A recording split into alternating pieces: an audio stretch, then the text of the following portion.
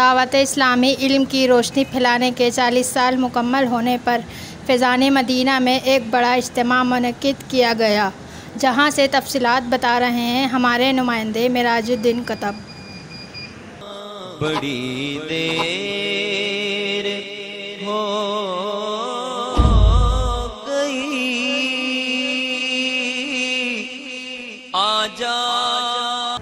जी, आज बरोज़ जुमेरात 24 मुहर्रमुल हराम को फैज़ान मदीना में इल्म की रोशनी फैलाने के 40 साल मुकम्मल होने पर एक बड़ा इज्तिमा मुनक़िद किया गया, जिसमें 2 रकात नमाज बाद जमात अदा की गई। इस वक्त फैज़ान मदीना में हज़ारों आशिकान रसूल सल्लल्लाहु अलैहि वसल्लम मौजूद हैं और जहां देखें वहां सिर्फ़ और सिर्फ सर ही सर दिख रहे हैं।